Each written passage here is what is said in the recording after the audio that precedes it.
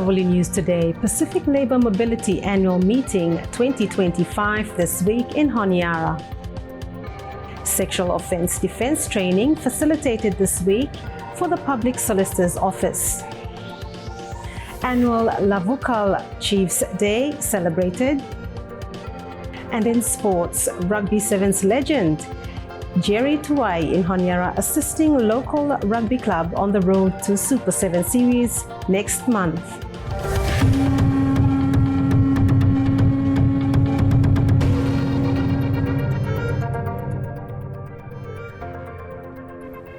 Hello and welcome. I'm Ursula Nongebatu. First up in the bulletin, Labour mobility stakeholders from across the Pacific and beyond gather in Honiara this week for the Pacific Labour Mobility Annual Meeting 2025, hosted under the theme Sustainable Reintegration Begins with Fair and Effective Recruitment. The meeting, organized by the PACER Plus Implementation Unit, which also serves as the Labour Mobility Secretariat, brings together participants from PACER Plus parties and participating countries. Other labour mobility stakeholders will also be represented, including workers, employers, trade unions, private sector, academia, international and regional organizations. The Forum Island Country Caucus meeting and the Employer Forum took place today, ahead of the official opening of the Pacific Labour Mobility Meeting, which will be held on Tuesday, 4th November 2025. A 5-day training for sexual defense lawyers takes place this week in Honiara. The Defense of Sexual Offences workshop is focusing on handling sensitive sexual offence cases, hosted by the Victorian Bar Association in partnership with the Solomon Islands Australian Partnership. Facilitated by experts from Australia's Victorian Bar Association, the session targets Solomon Islands government justice counterparts, especially the Public Solicitors Office. Tavuli News speaks to the president of the Solomon Islands Bar Association, and he says the workshop aims to bolster legal defense strategies in complex cases, enhancing justice delivery. To upgrade knowledge, increasing knowledge naman, and also for upgrading now the current solicitors, like law and changing.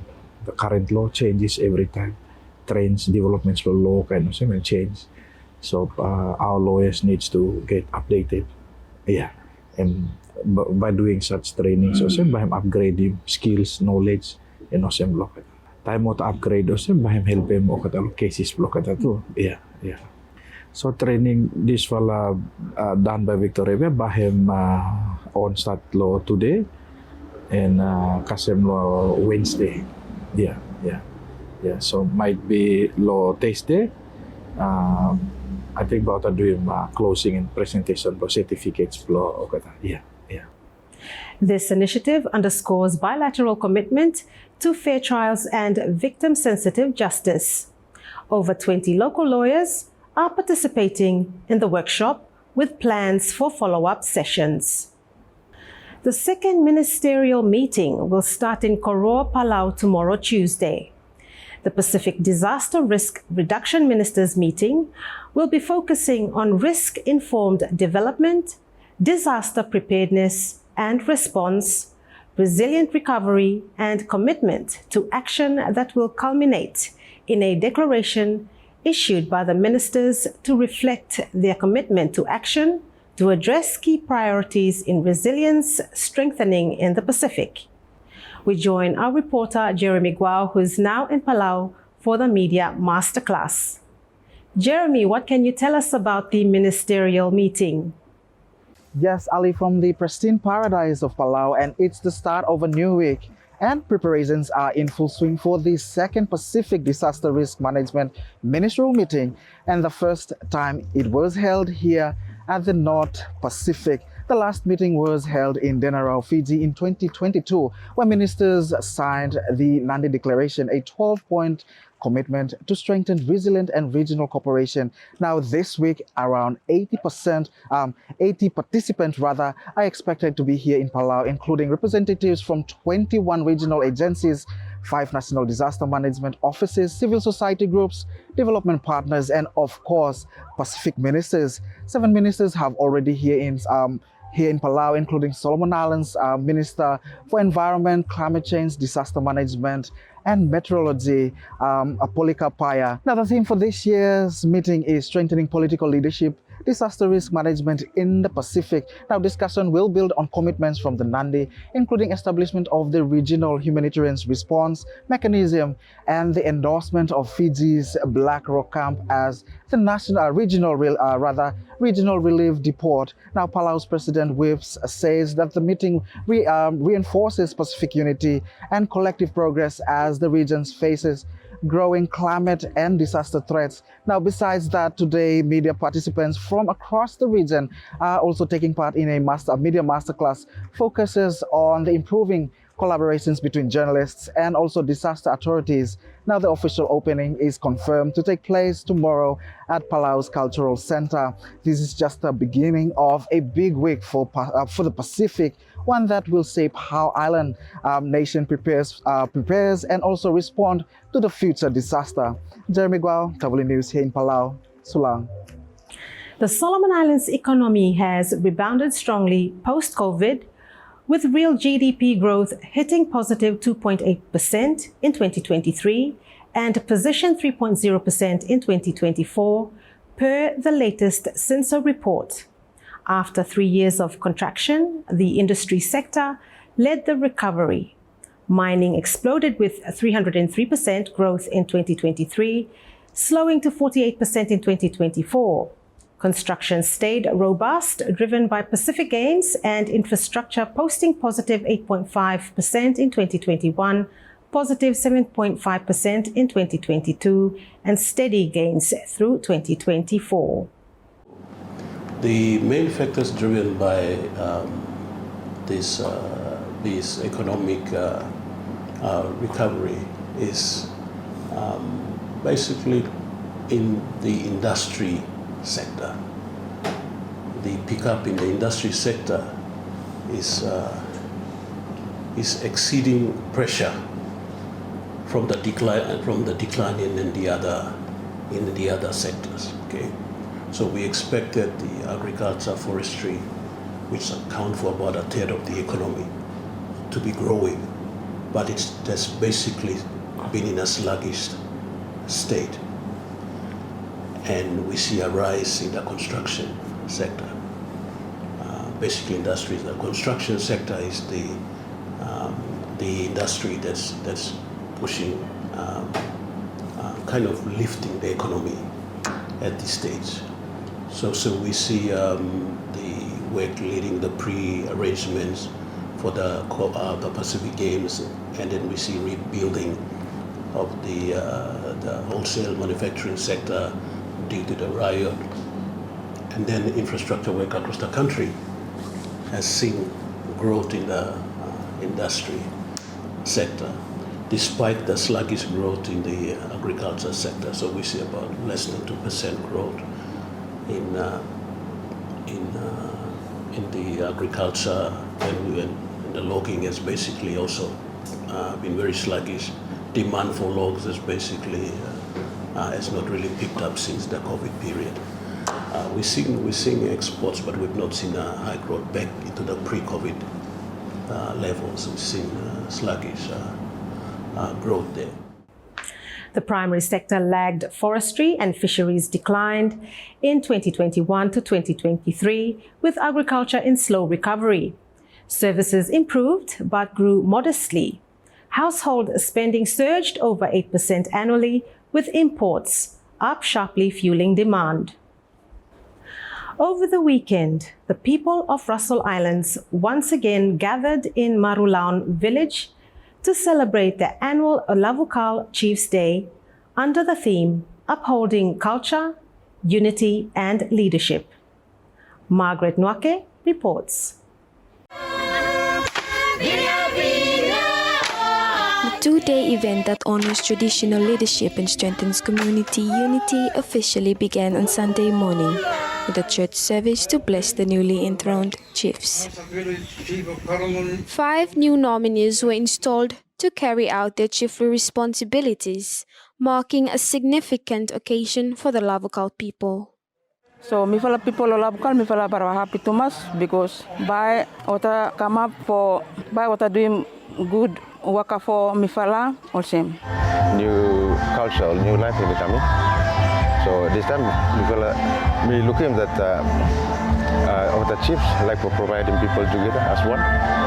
And now we will come and look him then for me will follow. We should select him the good ones or the respected ones. But another one doing good thing lo temlota, we have to change him. So far, me fala say work with them the chiefs blow me fala so that me fala say improve work blow the chiefs blow Lavukal.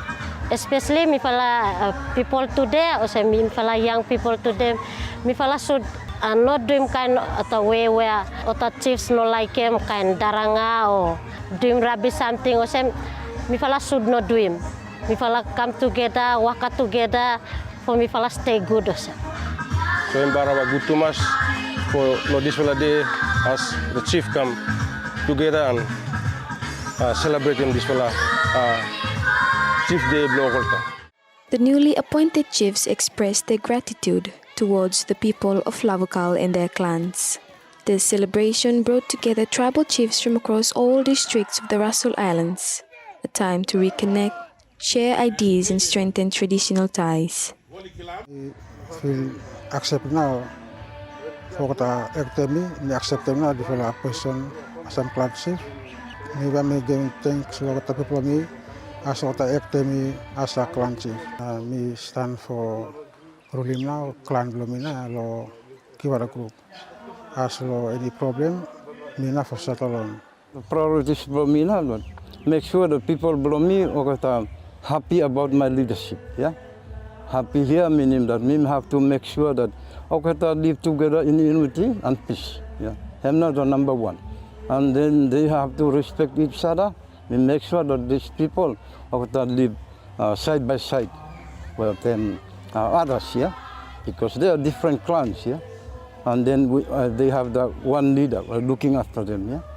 So that one is very important. Make sure that these clans never go, fight each other or raw come between okata, yeah. To understand more the sample challenges, me had too much for me. Me challenges also because stuck okata races, clan blomi me married out, so you had to control them okata, for sit down them okata while okata became problems and the start together dispute also. Me expect him for cooperate with them, Minoma, because cooperation Noma the key to living together, yeah. You may live together with our rights, you may practicing, yeah. Also, Noma meant something. So me like him Noma, what the people below me, but I must cooperate with me. I'll try for doing one of them, me tell them, yeah. And then the decision sometimes me make them not only me, not for making decision, yeah. Everyone inside the community or each member are responsible for look after the community. Paramount chiefs also took part in the event, showing their support and gratitude to the newly appointed leaders. Their presence symbolized unity and the enduring ties among the Lavukal tribes. That the newly chiefs were enthroned today. You need him what must wakatu, yeah. As a chief or as a leader, what I must do work with them people. Because what the leaders, what the chiefs were what the enthroned today, some follow village chiefs, some follow clan chiefs, I'm not what I enthroned today. So me what me like that everyone what I must do work a block at the inside law what I what I put law like clan chiefs and village chiefs. Clan chiefs he must talk with them about the clan people, clan members blame. Then village chiefs must take care of what the people blame to the village who come together and doing things below and what two for solving some problems where happen inside the communities and clan below. Lavukal's Chief's Day continues to honor traditional leadership, a time to respect elders, celebrate cultural heritage, and strengthen unity among the Lavukal people. The weekend was indeed a celebration of culture, unity and leadership as people came together in Marulaun village to celebrate the annual event. Margaret Nwake, Tavuli News. And the Melanesian Festival Aotearoa 2025 comes alive once again in Auckland, New Zealand over the weekend. An event funded by Creative New Zealand and the Pacifica Arts Centre. Founded in 2022, the festival has secured support for the next 3 years, celebrating Melanesian identity, art and connection across Aotearoa. Tia Sokai files in this story from Auckland, New Zealand.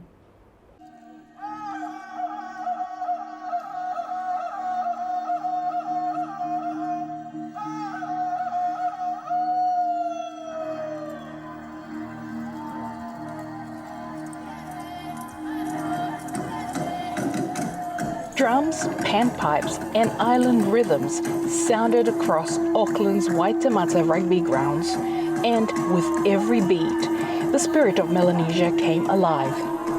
Aucklanders gathered for the Melanesian Festival Aotearoa 2025, a celebration of shared roots and island pride.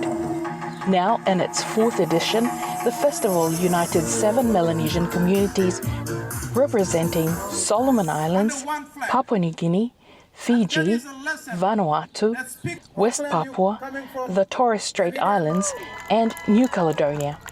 Most groups are based here in Aotearoa, while New Caledonia's troupe travelled self-funded to join the festival for the first time, a heartfelt gesture of unity across the Great Moana. I just want to encourage our communities, come forward, participate, get involved, stand up and be proud. This is our chance to shine.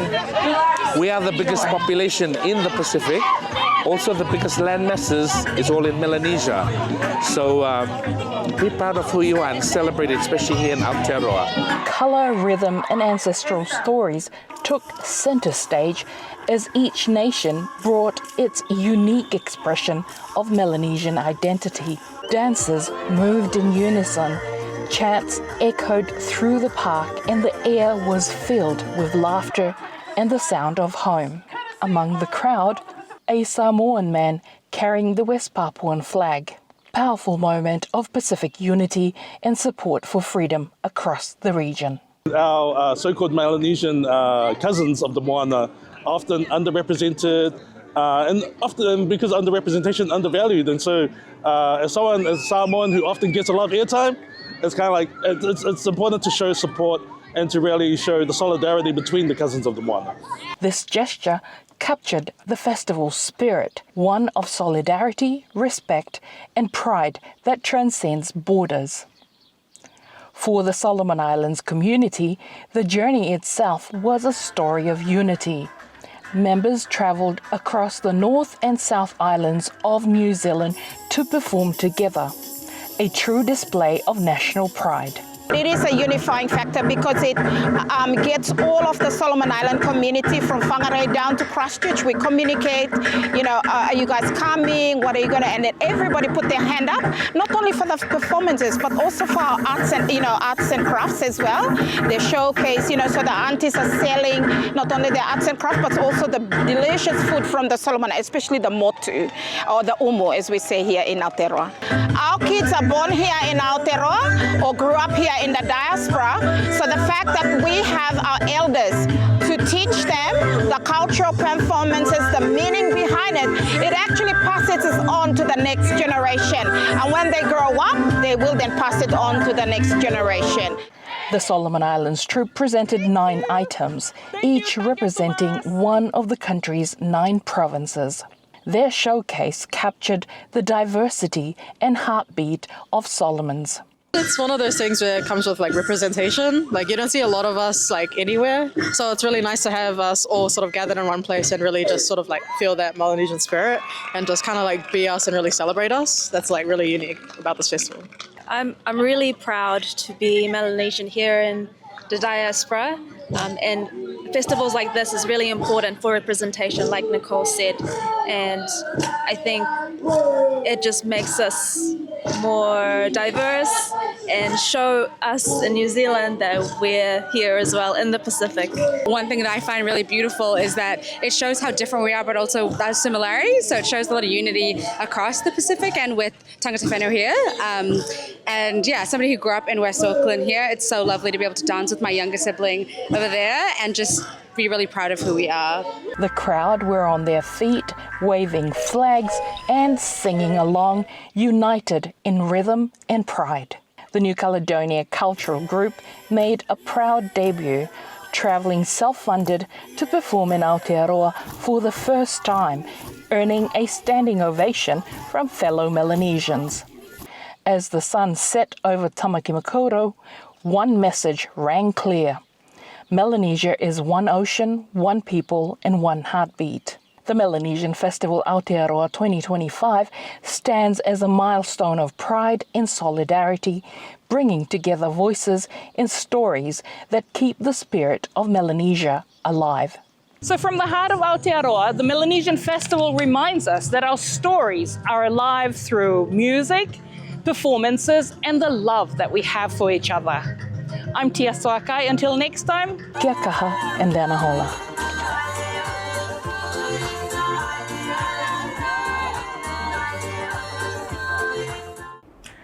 And moving on now to other regional news. In the past fortnight, 2 of Fiji's deputy prime ministers have resigned from the Sitiveni Ramuka-led coalition government amid corruption-related charges brought against them by the country's anti-corruption watchdog. Manoa Kamikamida and Biman Prasad, both key members of Ramuka's administration, described as promising leaders, are facing separate charges laid by the Fiji Independent Commission Against Corruption. The Fijian Parliament resumes this week, and Kamikamida and Prasad will be sitting as backbenchers.